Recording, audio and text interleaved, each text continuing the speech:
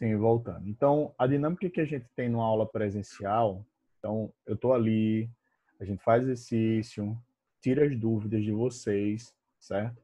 E assim, tipo, eu peço para que vocês façam exercício, libera as atividades lá no SAI, certo? Mas acabou ficando muito céleres. Eu não sei se vocês chegaram a reparar, mas nós concluímos até o assunto do livro 2. Só que concluímos só ministrando o assunto, certo? Mas do livro 1, eu lembro que, porque sempre aquelas partes abertas, enfim, eu peço para que vocês respondam, e a parte praticando eu sempre comento e a gente vai respondendo junto. E do livro 1 faltou só o do último capítulo, certo? Que é da página 690. Os outros do praticando, eu lembro que nós tínhamos respondido, certo? Então, a gente vai responder essa hoje e aí a gente passa para o livro 2. Beleza, Lívia? E aí, qualquer dúvida, quem fez, aproveita para dar uma conferida, se tiver alguma dúvida, alguma coisa nas questões, tá bom? E aí eu vou pedindo para alguns de vocês irem lendo as alternativas, tá? Para mim. Tá bom, professor. Tá certo.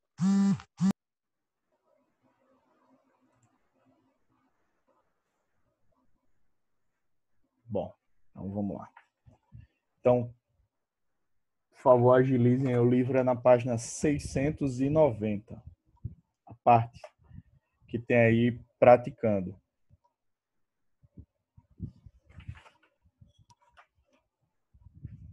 Então, vamos lá. Eu vou ler a pergunta e aí eu vou chamando alguém para ler as alternativas, beleza? Então, ó, página 690. Deixa eu colocar aqui no chat, porque quem for chegando é só copiar e colar.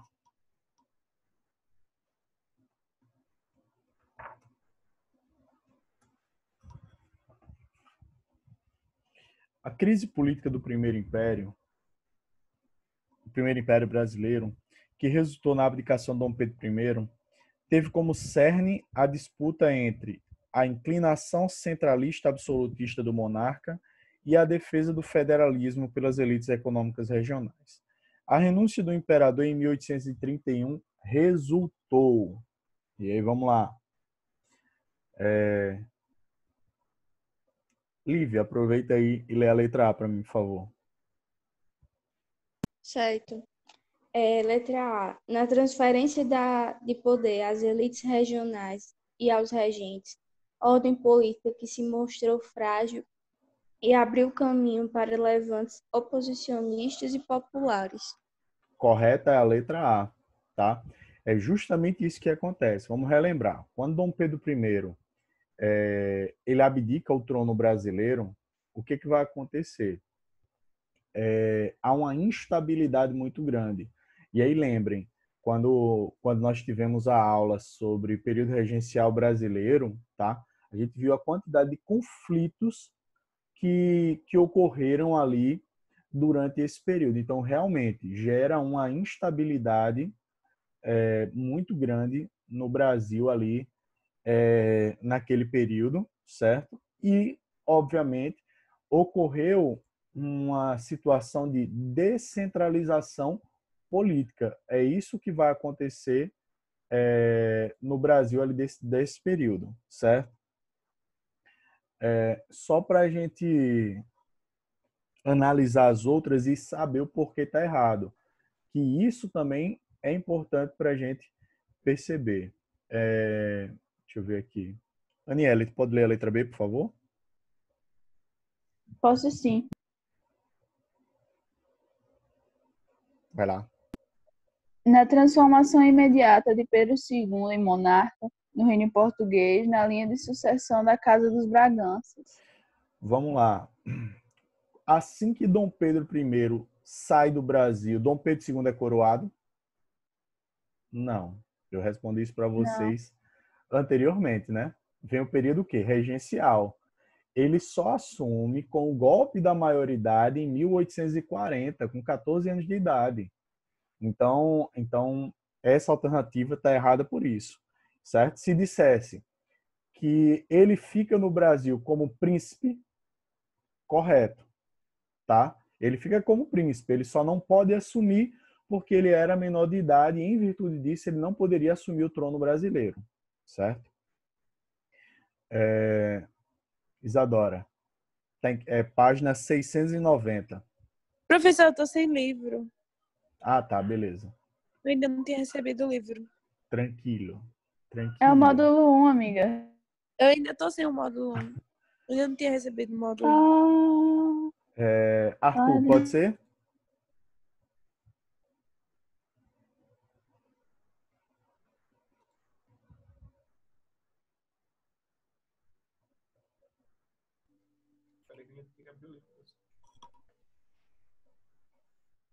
Ana Clara, pode ser? Número 1, letra C.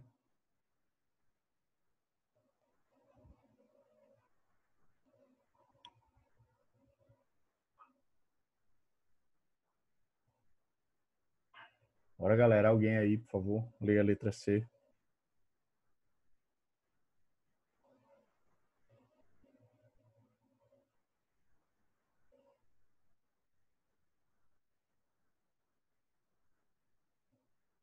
Tranquila, Zac.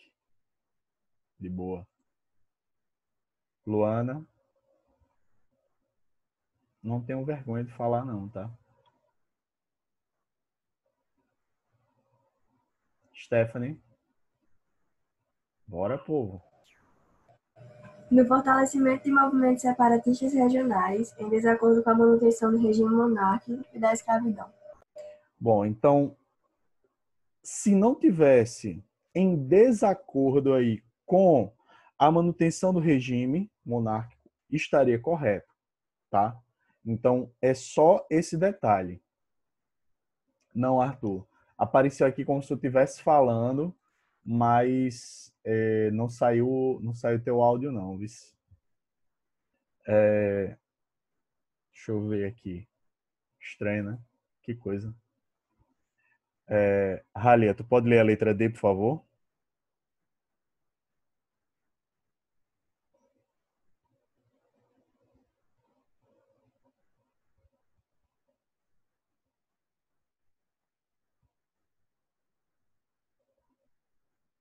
Deixa eu ler essas outras que estão erradas aí, para ir mais rápido. Então, letra D.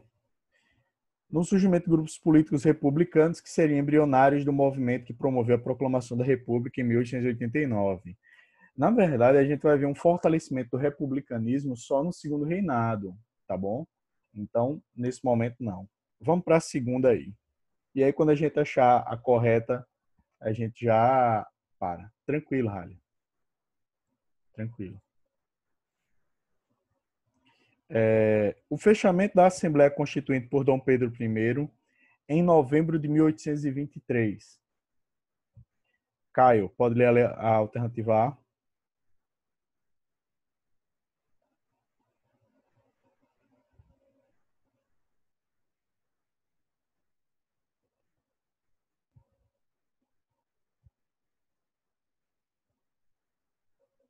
Tranquilo. Deixa eu ver aqui. Ana Beatriz?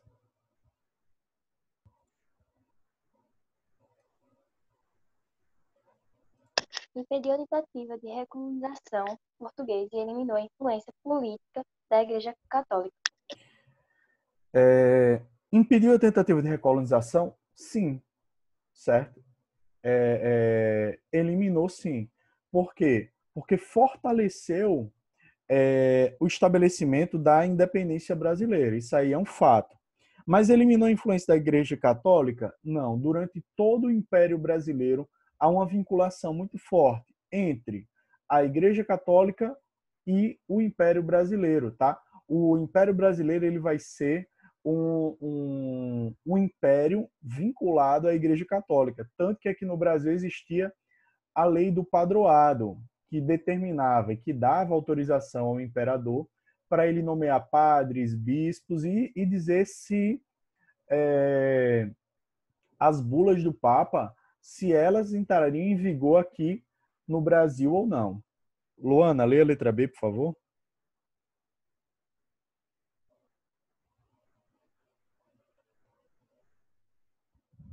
Não sei se eu já tenho te chamado.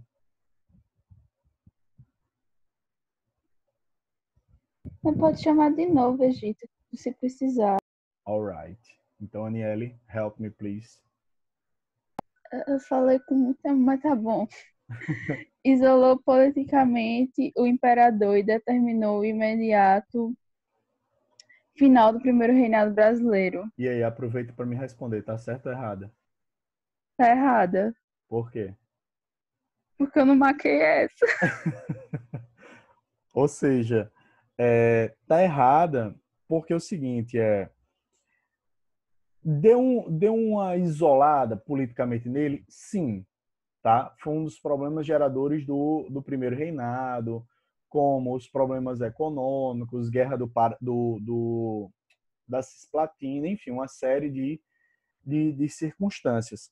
Mas não determinou o imediato fim do Império Brasileiro. Lembrando que o Império Brasileiro só acaba em 1831, ou seja, aí 8 anos depois, mais ou menos. Eduardo, tu pode ler a letra C?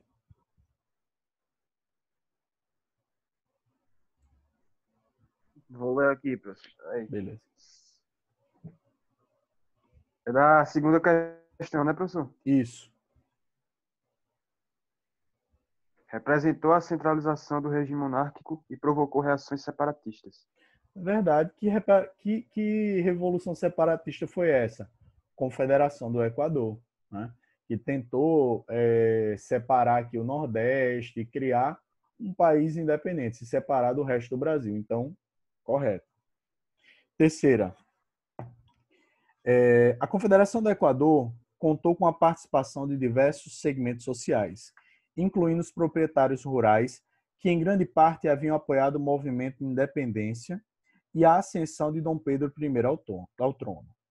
A necessidade de lutar contra o poder central fez com que a aristocracia rural mobilizasse as camadas populares, que passaram, então, a questionar não apenas o autoritarismo do poder central, mas o da própria aristocracia da província. Os líderes mais democráticos defendiam a extinção do tráfico negreiro e mais igualdade social.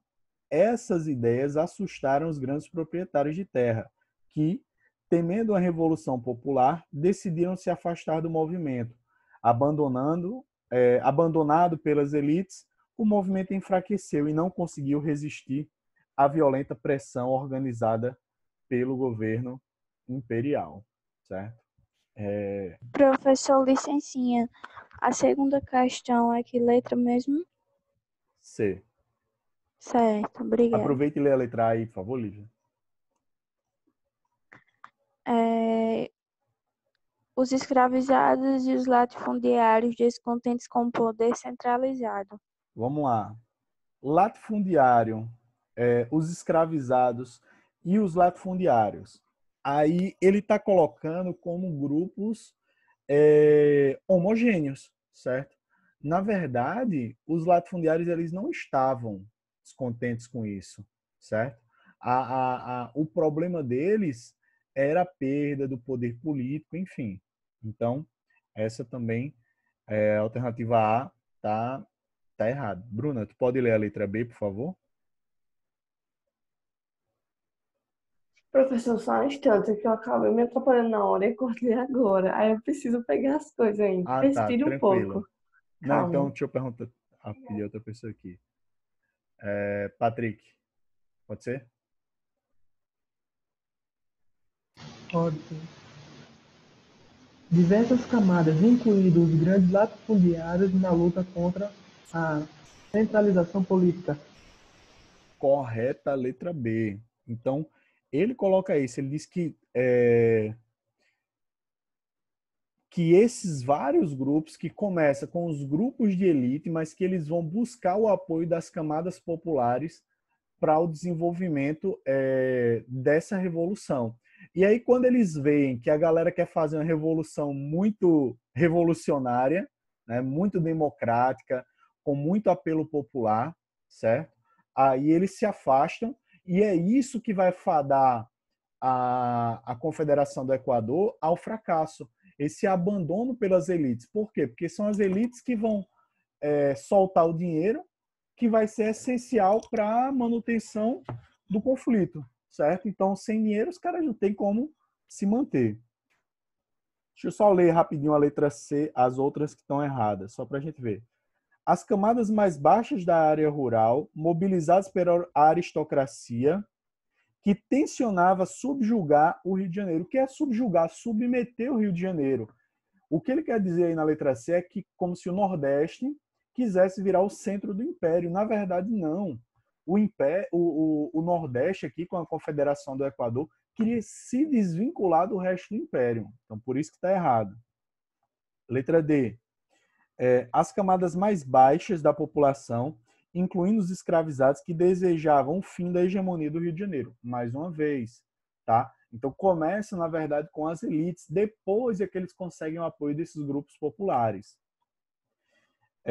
Letra E. Camadas populares mobilizadas pela aristocracia rural, cujos objetivos incluíam a ascensão de Dom Pedro I ao trono.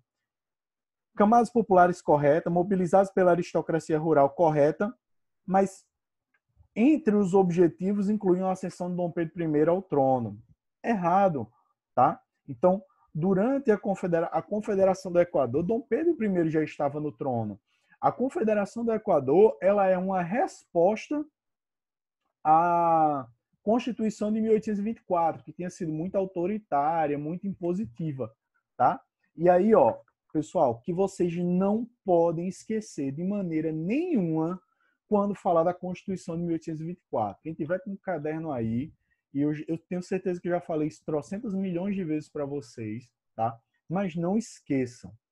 Falou da Constituição de 1824, falou do Império Brasileiro, você não pode esquecer poder moderador, certo? Lei do padroado e voto censitário. Então, você não pode esquecer desses 3 pontos que são muito específicos dessa Constituição, certo? Então, Repete, professor, por favor. tá. Então, ó, poder moderador. Quer que eu digite no chat? Vou colocar Ótimo. aqui. Poder moderador. 2. Lei do padroado. E 3. Voto censitário.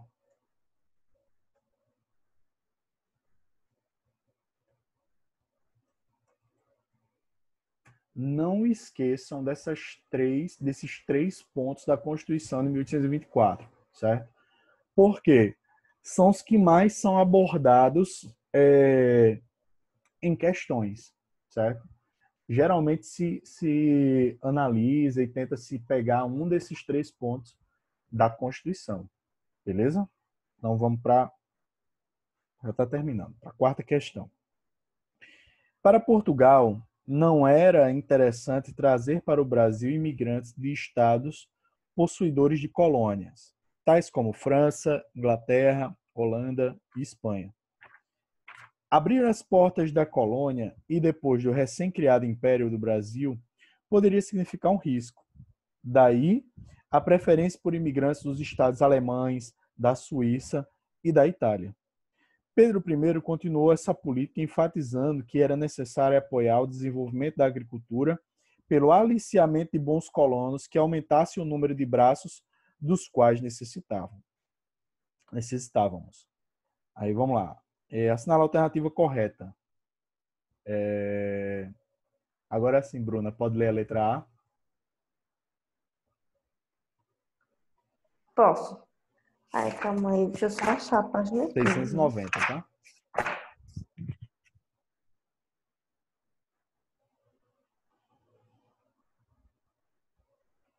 É do 4, é? do 4, que... Travou. do capítulo 8, né? Página 690. Livro 1.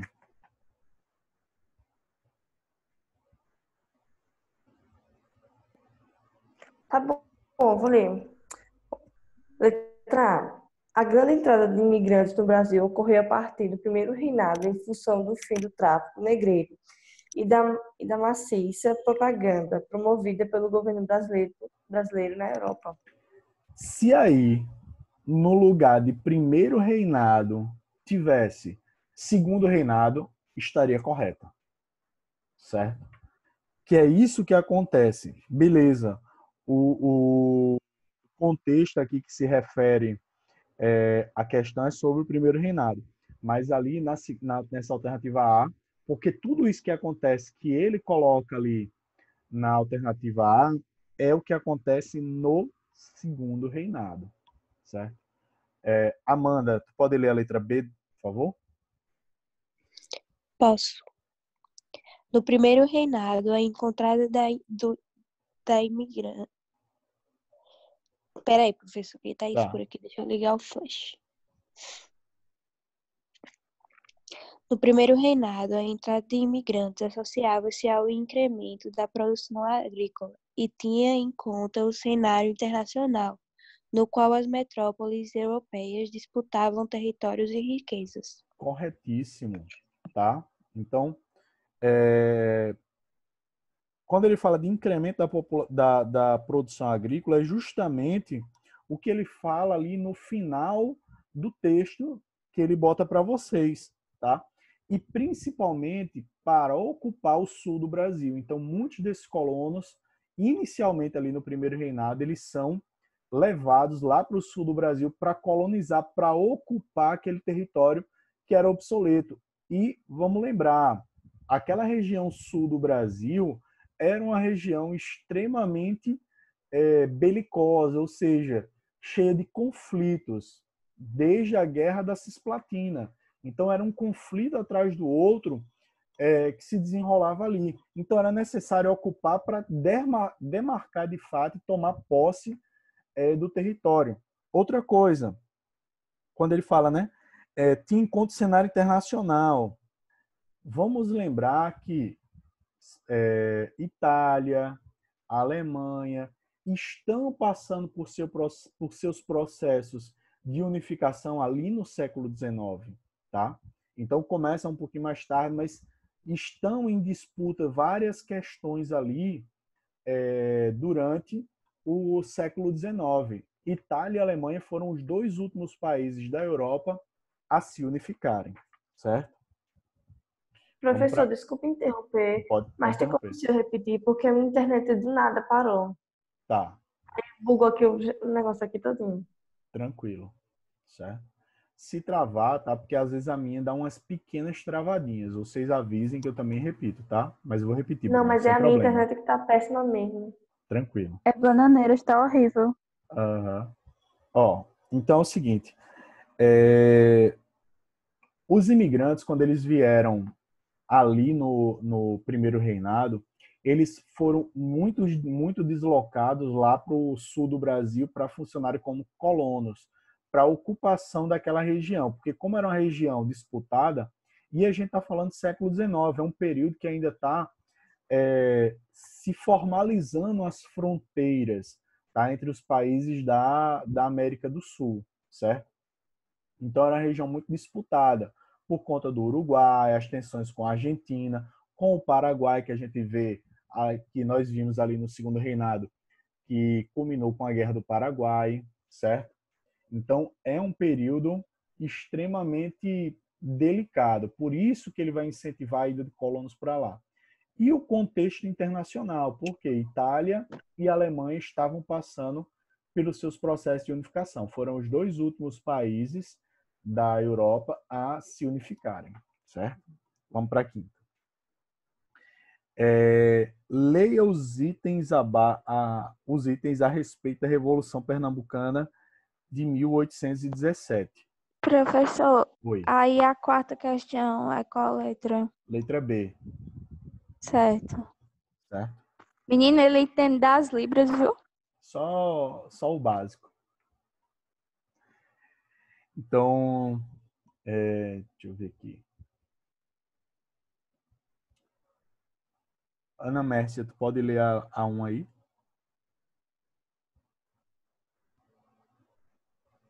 A 1 ou a 5? A 5, o ponto 1. Primeira, Isso. entendi. Possui fortes sentimentos anti-lusitano, resultando do aumento dos impostos e dos grandes privilégios concedidos aos comerciantes portugueses. Corretíssimo, tá? Um dos problemas dessa revolução, também conhecido como Revolução dos Padres, tá? Então, se quiserem colocar essa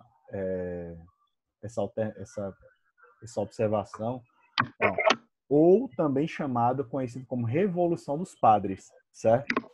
O que acontece? Em 1817, o Brasil ainda é colônia portuguesa, certo? O Brasil, a família real portuguesa ainda estava no Brasil, estava lá no Rio de Janeiro. Então, o que acontece? Para poder suprir todos os luxos e tal da família real aqui no Brasil, foi necessário um aumento de impostos gigantesco. Então, a galera começou a se sentir incomodada com a família real aqui. Então, por isso que gera esse sentimento anti-lusitano, certo? Ou seja, anti-português, tá? E os portugueses, por conta da família real ser portuguesa, obviamente, eles vão ter mais privilégios nas relações comerciais.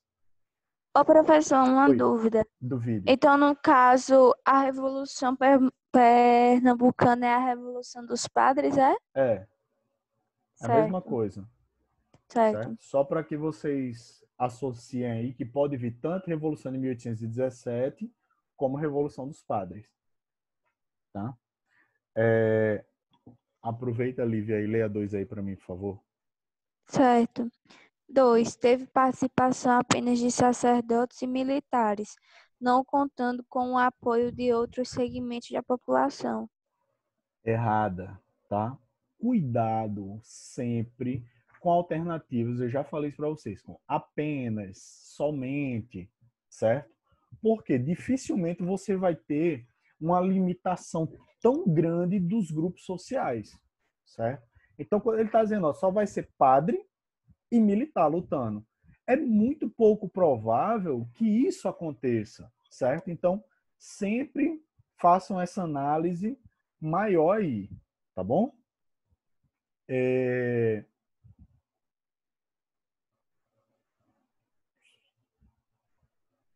Arthur, a gente não consegue ouvir, né? Ralia também não. Aniele, lê de novo aí, a letra 3 agora. Tá certo, tá certo. A 5, no caso, 5, propunha, tarará, isso, 5.3 aí. propunha a república com a igualdade de Não, direitos calma. e a tolerância. Peraí, calma. Questão 5, página 691, o ponto É isso 3. mesmo. Ah, é o ponto 3, é? É. Ah, tá bom. Foi uma revolta sangrenta que durou mais de 2 meses e deixou profundas marcas no Nordeste, como os combates armados passados do Recife para o Sertão, estendendo-se também em Alagoas, Paraíba e Rio Grande do Norte. Correta, tá? Aqui em João Pessoa tem alguns lugares que a gente percebe.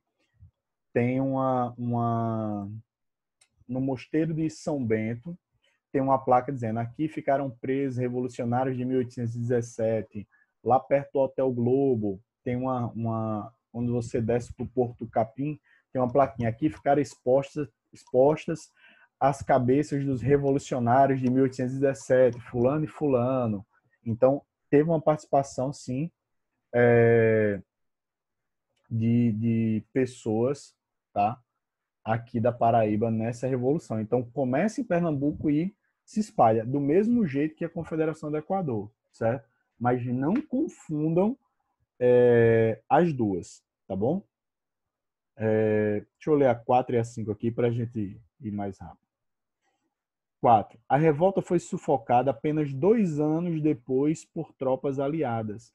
Aí vamos lá. Se a 3 está certa, que diz que os combates duraram mais de 2 meses e a outra diz 2 anos, então essa aí a gente já descarta, certo? Então, 4 errada. 5. Propunha a república com igualdade de direitos e a tolerância religiosa, mas não previa a abolição da escravidão. Correta. Portanto, 1, 3 e 5. Letra B. Certo? Letra B. É quase tudo B. 6. Confederação do Equador, Manifesto Revolucionário. Brasileiros do Norte. Pedro de Alcântara, filho de Dom João VI, rei de Portugal, a quem vós, após uma estúpida condescendência com brasileiros do Sul, aclamastes vosso imperador, quer descaradamente escravizar-vos. Que desaforo, atrevimento de um europeu no Brasil. Acaso pensar esse estrangeiro ingrato e sem costumes, que tem algum direito à coroa, por descender da Casa de Bragança na Europa, de quem já fomos independentes de fato e de direito, não há delírio igual. A causa da Confederação do Equador foi a... Patrick, lê a letra A de novo aí agora. Extinção do poder legislativo pela Constituição de 1824 e sua substituição pelo poder moderador. Aí, ó, cuidado. Falei para vocês que falou de Constituição de 1824, fiquem atentos ao poder moderador, mas ela tem um erro, porque ela disse que o poder legislativo foi extinto e substituído pelo poder moderador. Na verdade, não, certo? Isso é um ponto importante. O Brasil, portanto, ele passa a ter, na verdade, 4 poderes: o executivo, o legislativo, o judiciário e o moderador. Então, não se exclui nenhum dos outros 3. Se insere um 4º poder aí, certo?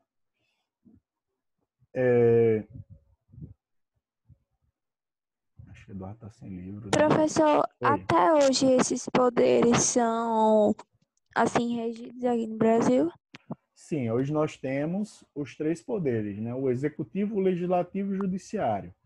Então, o judiciário, nós temos os juízes em suas diversas instâncias, né? Desde a estadual a federal, juízes federais, juízes estaduais, enfim.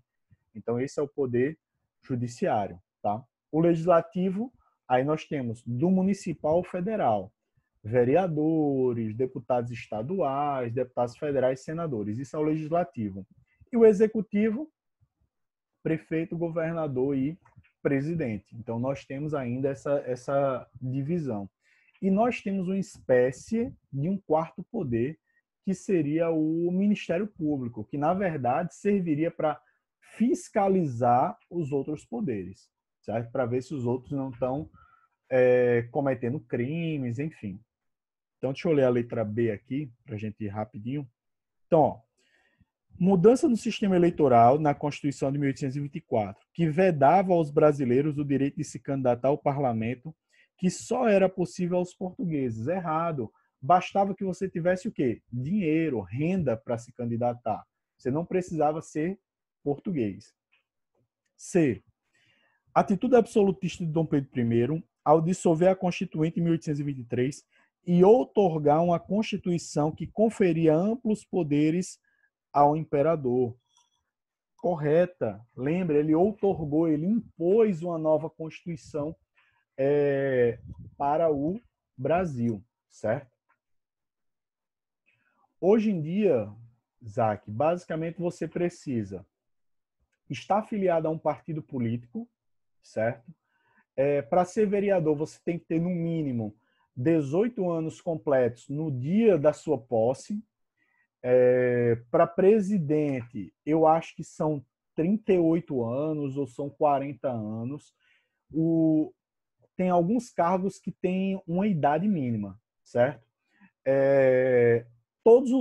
Com exceção de presidente, todos os outros podem ser pessoas que foram naturalizadas, então o cara nasceu em outro país, se naturalizou brasileiro, ele pode se candidatar. O único cargo que você tem que ser brasileiro nato é o cargo de presidente da República. Você não pode ser naturalizado, tá bom? Deixa eu só fazer a chamada aqui rapidinho com vocês, tá? Mais uma vez, quem tá sem microfone, dá um oi no chat, tá? Então, por favor, e lembrando, Patrick, Oi. Ana Clara,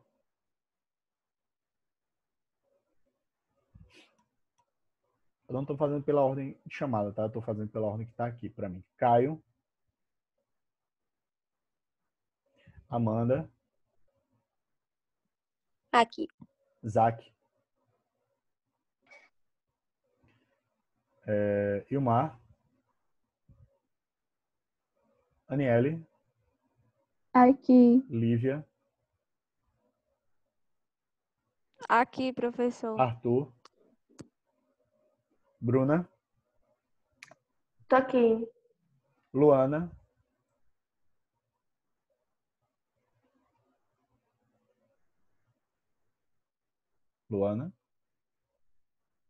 Stephanie, Oi. Halia, Isadora, Aqui, princesa. saudades.